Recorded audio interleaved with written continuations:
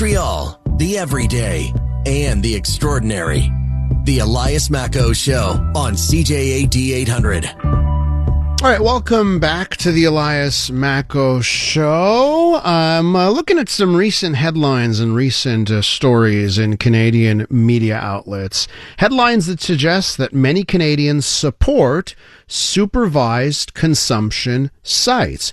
Let me read you one story. This is off the CTV website. New national study suggests Canadians generally view supervised consumption sites, supervised drug consumption sites, as beneficial and do not believe they have negative effects on communities or health systems. So I look at that story, and then I juxtapose it with another story from the CTV Montreal website. And if you go to the CTV Montreal website right now, you'll see this story out of St. Henry, where 1,800 St. Henry residents have signed a petition because they want a supervised drug consumption site gone from their neighborhood, right next to schools and parks. So, I'm looking at these dueling stories, right? What one headline suggests versus what another headline suggests. And I'm trying to get to the truth of the matter. So let's now go to Derek Finkle. He's an investigative journalist, and he has looked at the subject of supervised drug use sites for the last little while in this country. Derek, welcome back to the program. Good morning, Elias. Nice to talk to you again. How should we look at all this and this media coverage? This survey that's making headlines this week, I think it's an old survey, but it's making new headlines. So how do you parse all of this out? Well, as you might recall, you and I spoke, I think, in early January of this year about another set of headlines that were across the country at the time that basically said that supervised consumption sites don't cause increases in crime. And in fact, you had the author of the study on your program, and you asked her if those headlines were a kind of accurate reflection of her study, and she went on to tell you, no, not really, because it's complicated. And what it's complicated means is that, for example, I lived across the street from a site in Toronto that's now closed.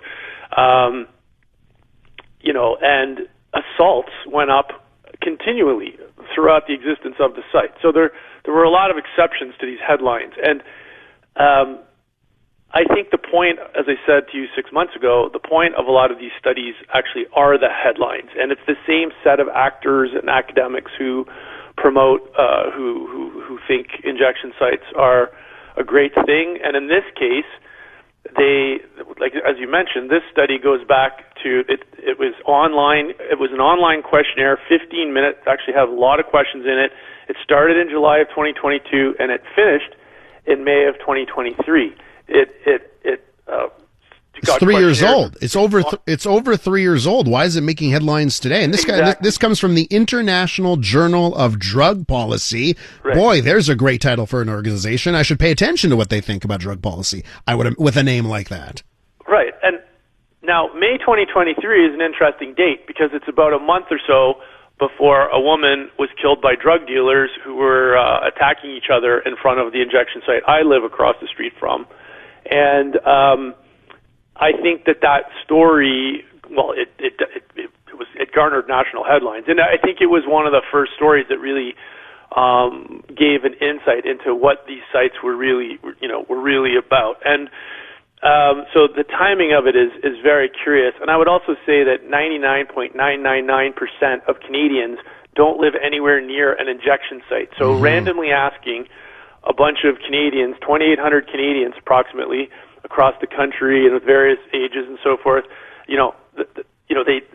most people don't even know how injection sites operate. Like, I still go online and see people, they think that the drugs are given to people at the site. So most people don't really have an understanding of how these sites work. And even after the shooting, my neighborhood, I mean, it was a maze that took us months to figure out, like, who is responsible for the oversight of these sites? Who funds these sites? What is the involvement of the federal government? What is the involvement of the city? It's a very intricate maze, and most Canadians, have no idea. Like, people who live in Rockcliffe in Ottawa or Westmount in Montreal, I mean, how do they know? Some of the questions. How does safe consumption sites impact the following? Risk of skin infections is an example. The safety of first responders. Access to addiction recovery services. How would people in a place like Westmount or any other, suburban area have the faintest clue? Well, this explains why. Well, you can have a survey of almost 3,000 Canadians from all over, and you can get one result, and then at the same time, you can see 1,800 people that live right next to one of these sites sign a petition to say, get rid of this. That explains it. And this happened, what's happening in St. Henri is exactly what happened in my neighborhood. So 2 months after the shooting, the injection site hired a third-party PR firm, consulting firm, to go around, and they door knocked, I think it was about 250 residences and businesses within 250 meters of the site. And the head of that firm presented his findings to a community committee that I was on, and his exact words were that it was near unanimous that amongst all those 250 people that the site should be moved or closed. And so a study coming out from 2022, 2023, is ignoring a bunch of realities, which is that the people in St. Henri, they are not unique. They are fighting against the site for good reason, because crime went up drastically, and even overdoses went up by 300% in that neighborhood after the site opened. And there are other neighborhoods. There's a vicious fight in the neighborhood of North Logan in Winnipeg right now. They are adamantly against the site. The City Council of Vancouver has basically told the province, don't put another injection site back in downtown Vancouver. There was the Toronto neighborhood of Parkdale in the West End last year. About a year ago, they embarked on a fight over the chaos and disorder around their site, and eventually the province in the fall of last year defunded it. And other cities like Richmond, BC, this poll, it doesn't have anything to do with the neighborhoods that actually have these sites, and we know from we now know from multiple studies that, and just from what people have experienced, that these are micro-level problems. These sites cause problems mostly within 250 meters of them, to some extent beyond that, but these are really concentrated sites. So doing a national study about what someone in some small town in Saskatchewan thinks, who's never even seen or heard of an injection site, it's basically like the crime study that you and I talked about back in January. It's basically a form of academic gaslighting. Can I ask you, Derek, the site that was across from where you live? Yep. What's happened in the neighborhood since it closed? Oh, it's the CBC the radio came and did an interviewed a bunch of people in the neighborhood, including business owners across the street, about I think it was about 2 or 3 months after the site shut down in March of 2025. And one of the I won't even give you my opinion, but one of the business owners said it was like somebody flipped a light switch, and all of the drug dealing and all of the open use and most of the discarded needles and all the problems that we were complaining about almost vanished. Like, it is, when you walk, sometimes I still to this day, I walk by that health center and I walk by that parkette that was a drug den, and I think about the video that I saw during the murder trial late last year for the gentleman convicted of killing Carolina. And you watch hours and hours of video and all of the drug activity and all of the drug dealers, even drug dealers selling stuff to people who worked at the health center. And now this is completely gone. Our neighborhood is, that area, I don't want to say our whole neighborhood because Leslieville is big, but that area in particular is just radically different. So would you say that when these sites open up, it basically turns those neighborhoods into drug zones? Yes, because this is another thing that the academics never want to tell anybody, which is that there's a site in Toronto called Kensington that launched litigation against the province for trying to close down sites near schools and daycares last year, and they had to disclose a bunch of their reports, like what's going on in the site. And basically, for the entire year of 2024, only 10 to 20% of the visits every month that year were for supervision. The rest were for picking up supplies, needles, pipes, foil, whatever, to be used off-site. And by off-site, that means public transit, libraries, the street, schoolyards, parks, everywhere else. And this is the great, deception about these sites. The number of people actually using them for supervision is actually small. Mm. So it's like the last place they want to use. They'll use it for the advantages, but they won't actually use drugs on those sites. Yeah, they don't want to come in and be supervised in a clinical sterile environment in a metal chair and a mirror and a metal table and uncomfortable and you know what I mean. Yeah. Like the people are accepting, but it's especially when it's warm outside. You don't want to be in there. You want to be outside. Derek, what do you think we should do? Like, what's the actual solution to reducing, the number of overdoses? I want to stop misery, huh? So what, in your estimation, what is the solution here if it's not these supervised drug sites? Well, the problem with these sites is that they were opened in a vacuum. And, the idea behind them is that they were part of a continuum of care and that we would have access to mental health, experts and addiction experts and all these programs. And the truth is, in the end, they don't, because they're sparse. They're sparse. These programs are very sparse in our healthcare system. And the other truth that came out in Ottawa, at one of the sites there, because in a community meeting, somebody asked the same question: how come these people aren't getting access to treatment? Like, how many of them are? And the director of the site admitted that almost all of his clients at the site are routinely rejected from treatment because they don't have what's called enough social capital. So the spots are given to somebody else. So social capital is like they don't have family support, they don't have a job, they don't have a place to go back to that's not in the streets, and putting them in a vulnerable situation. So to me, for any of this to work, there has to be massive investment in healthcare. Like, our site never had any psychiatric care on site. We need places where people can go where it's almost like a hospitalized setting. It's not a hospital, but it's a hospitalized setting. And there are a couple of these places starting to emerge. There's one in Toronto called Dunn House, which has 50 rooms in it, and it's basically where they take people who are high use of emergency ER services, and they try to move them into these rooms to get them, and that's the kind of thing we need.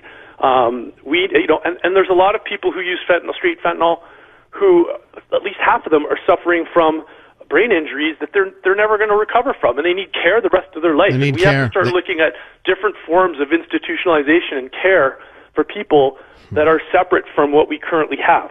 Derek, I have to leave it there. Thanks for going beyond the headlines with us. Really appreciate it. Okay, anytime. Derek Finkle is an investigative journalist. When we return on the Elias Makos Show, Quebec Summer Camp fighting against the clock to make sure it can offer its services this summer. And this may be very beneficial to you if you've got a kid and are looking for something this summer. Stay tuned for that. Let's do traffic. Listen, and you're there for heart-wrenching knockouts. The world's biggest stage. And breathtaking triumph. 2026 FIFA World Cup. The knockout stage. Every match, every moment. Listen on TSN Radio. Join the globe on the road to the July 19th final. 2026 FIFA World Cup. Stream it all live on TSN Radio. Available on iHeartRadio. The Elias Makos Show. News Talk Radio. CJAD 800.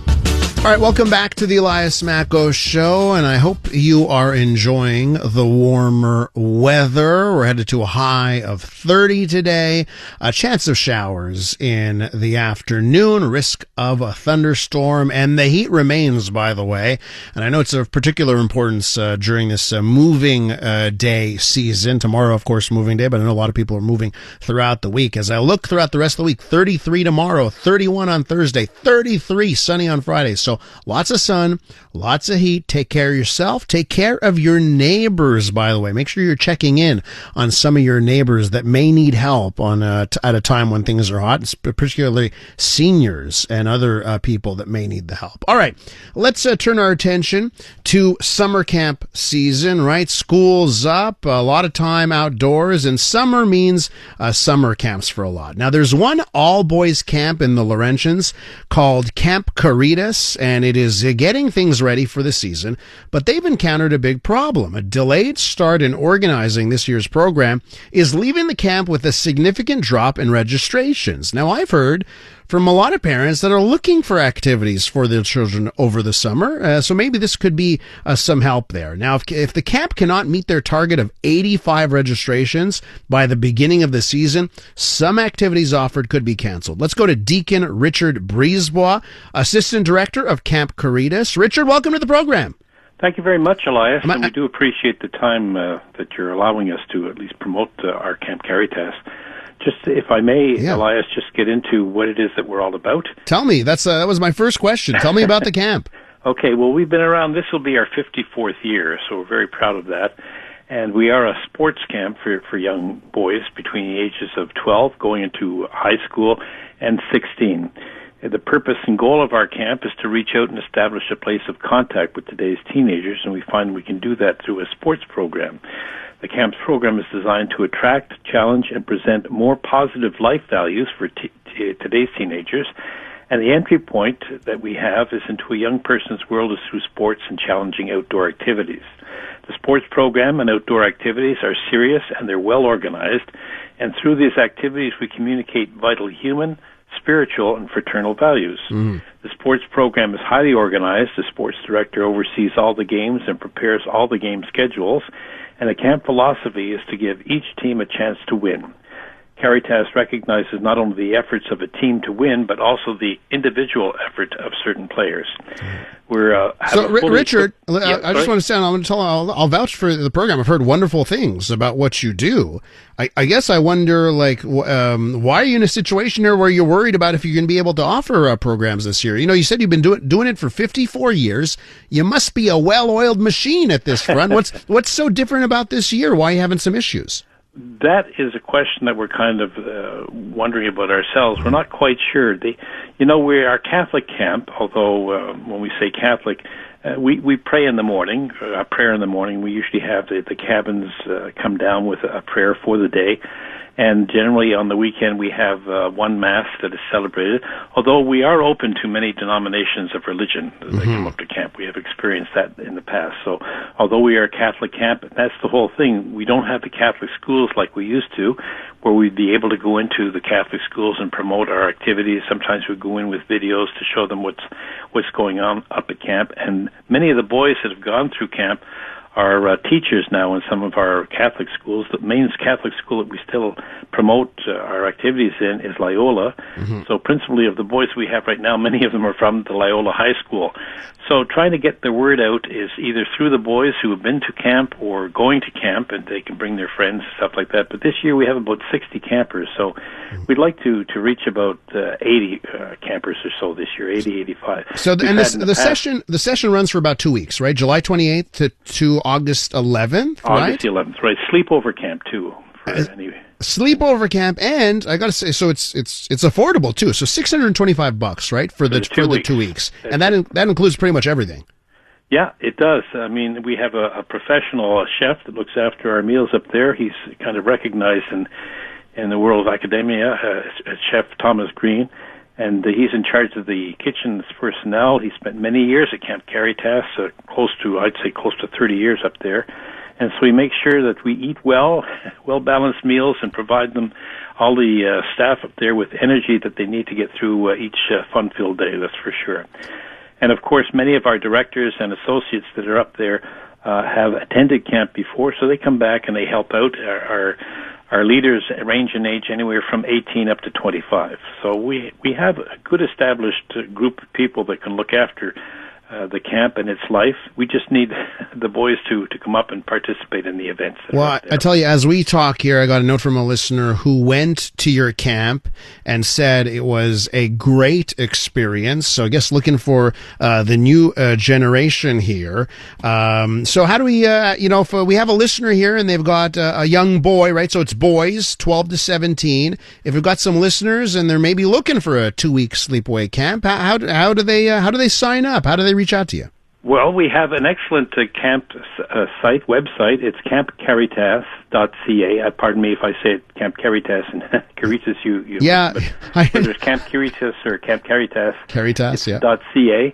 and they can get there and they can have a good experience as to what the camp is all about. They have buttons to push on there under Camp Life. There's a camp sign-up sheet.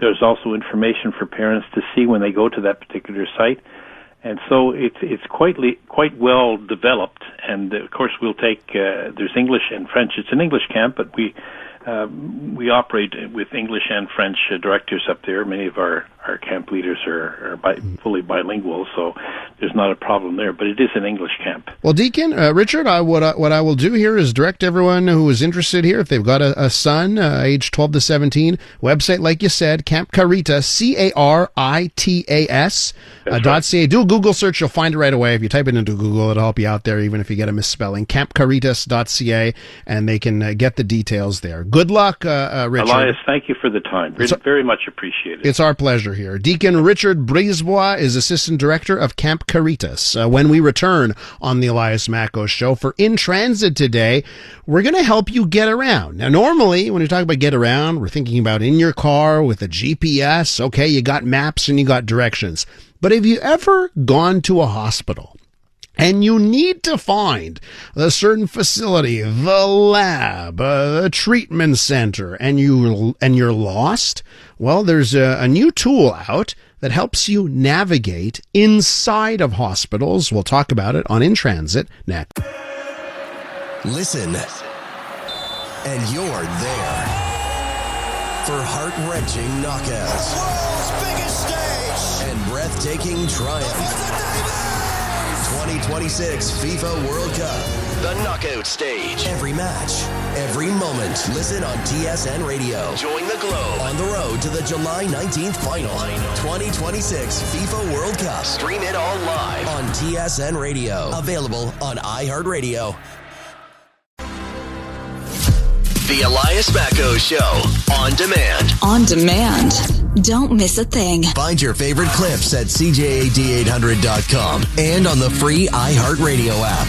If you've ever tried to find your way through a large hospital, you know it can be a confusing, stressful experience, right? Like some hospitals have multiple buildings, corridors, levels, wings, you name it.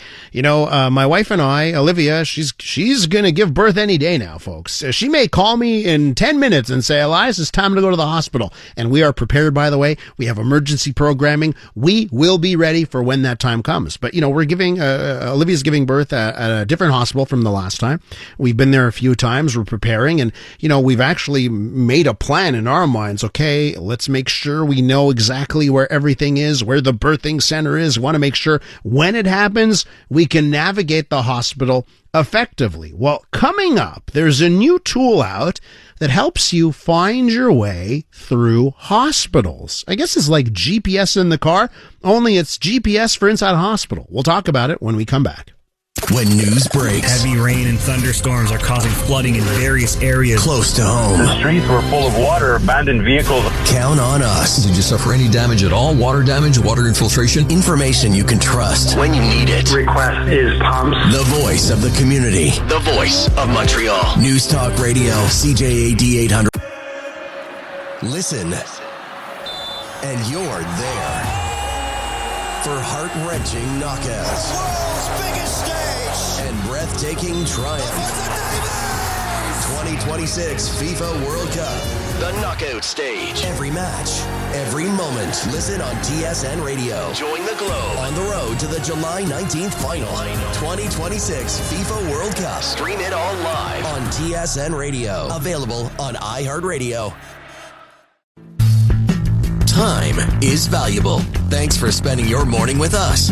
The Elias Makos Show on News Talk Radio, CJAD 800. There's a good chance that if you're listening to me right now, you're doing so using a radio in your car. And maybe you're listening to us on 50,000 watts of power at AM 800.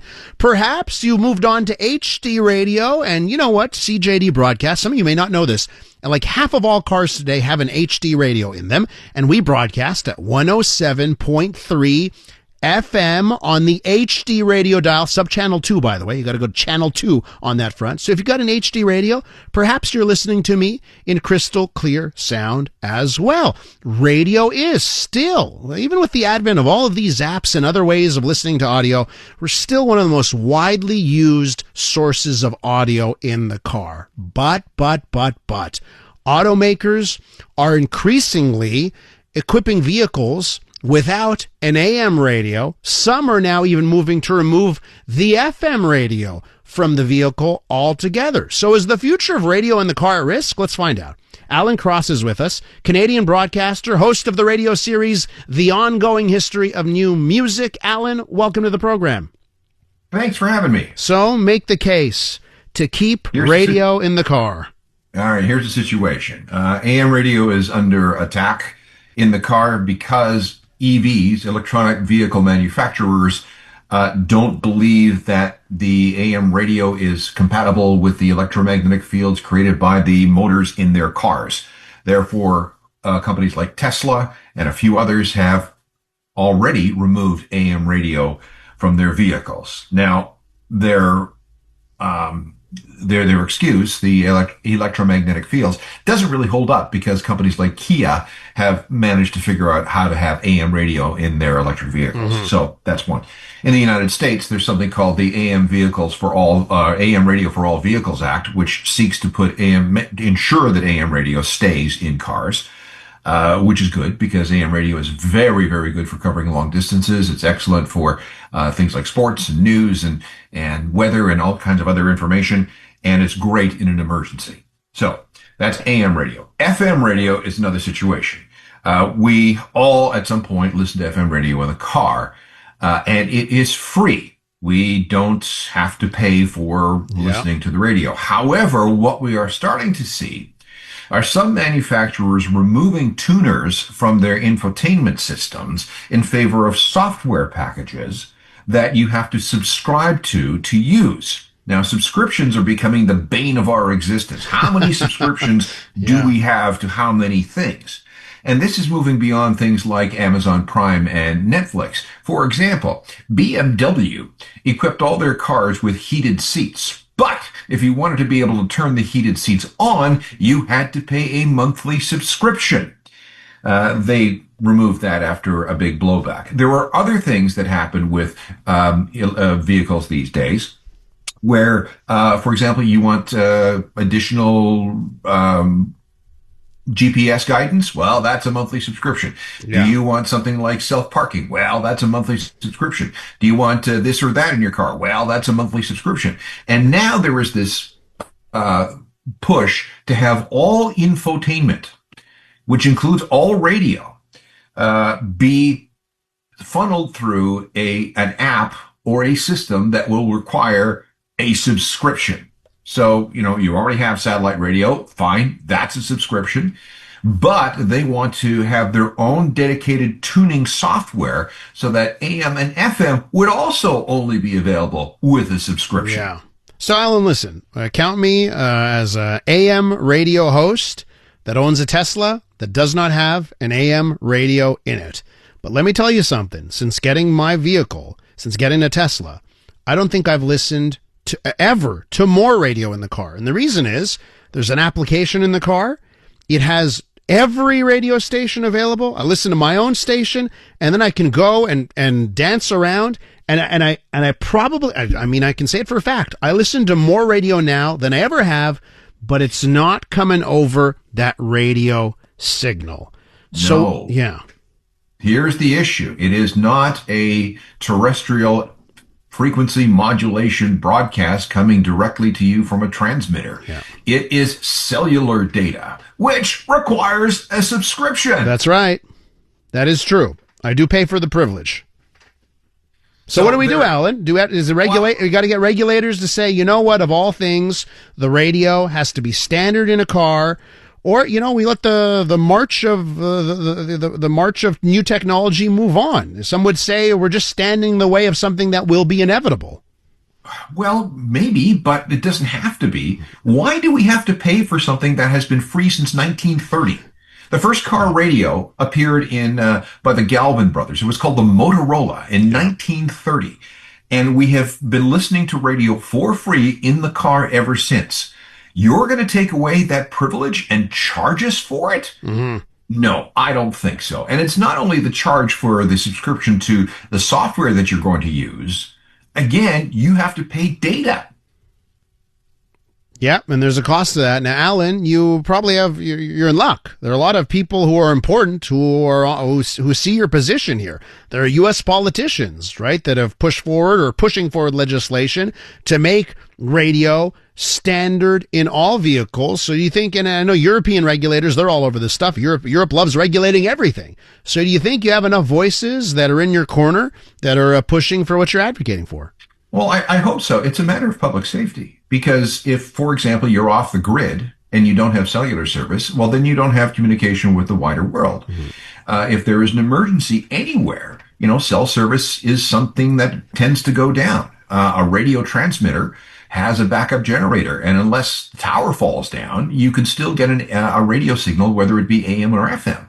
I think radio, free radio in the car is an absolute, human right. We need to have it because it is for our own good, for our own safety. Fine. If you don't want to use it, don't use it. That's great. But don't make the rest of us pay for something that has always been free and something that we all use in times of stress or emergency. Alan, let me throw a curveball at you. Let's say car manufacturers were to come up with a compromise, and the compromise would be this. We're going to remove the radio from the car, but we will make access, because all cars now, all these new EVs, they all come with the cell chip already included. They can pull the cell phone data, right? But they said, you know what? We're going to remove the radio because that's a cost. Want to eliminate the cost. But we will make all of our radio apps free to stream. We won't charge you for that. We may charge you for extra things if you want to use some other apps, but radio streaming will be free. Would that satisfy you? Well, the manufacturers can say that all they want, but what are we going to, what's Rogers and Bell and Telus going to say? They make money transmitting data. Yeah. Well, the manufacturers, a lot of the manufacturers include limited data for free. And I'll tell you about the Tesla because that's what I have. A whole bunch of features which rely on the cell phone network, they don't charge you for it. Like you can pay for a premium package for the streaming apps and for audio and that kind of stuff. So I just wonder if that's a way to make everyone happy, eliminate the cost of the radio, but keep those radio streams free and available for everyone in the car. Right now, all studies point to the fact that not having access to radio in a car is a deal breaker for a potential buyer. And they don't listen. Shouldn't we let the market decide? Because I think you're right. Like I would if I couldn't listen, I got an FM radio in my car and I can listen to the CJAD HD feed. If that wasn't available, it would be a bit of a deal breaker for me. Yeah, absolutely. This idea of we're being, pet to death by ducks, that everything that we do requires a subscription. And if you look at your credit card statement at the end of the month, it's $8.99 here, it's $14.99 here, $12.99 here, $1.99 here. I mean, it just goes on and on and on. And in many cases, it's things that we once enjoyed for free. I mean, I can't buy a piece of software for anything that I do without paying either an annual or monthly subscription. Yeah. When I used to be able to go and just get something off the shelf, install it, use it, and if I needed an update, well, I'd go buy it again or I'd download a free update. Yeah, I hear Alan. These days are going away. I hear you. Listen, keep fighting the good fight. You got a voice for radio. By the way, you got a face for TV too, by the way, if need be. Alan, thanks for coming on. Appreciate it. All right, you're welcome. That's Alan Cross, Canadian broadcaster. He's host of the radio series, The Ongoing History of New Music. When we return, Yann Lafreniere will join us. He's Quebec's deputy premier, and he's Minister of Internal Security. And we're going to talk about this new money to fight organized crime in the province. That's next. Listen, and you're there. For heart-wrenching knockouts. The world's biggest stage. And breathtaking triumph. 2026 FIFA World Cup. The knockout stage. Every match, every moment. Listen on TSN Radio. Join the Globe on the road to the July 19th final 2026 FIFA World Cup. Stream it all live on TSN Radio. Available on iHeartRadio. You're listening to the voice of Montreal. News Talk Radio, CJAD 800. An iHeartRadio station. This newscast is brought to you by Mera. This week, our Atlantic salmon filet is only $8.99 per pound. That's a 39% discount. Mera, the best kept secret in town. Listen, and you're there for heart-wrenching knockouts. World's biggest stage. And breathtaking triumph. 2026 FIFA World Cup. The knockout stage. Every match, every moment. Listen on TSN Radio. Join the Globe on the road to the July 19th final 2026 FIFA World Cup. Stream it all live on TSN Radio. Available on iHeartRadio.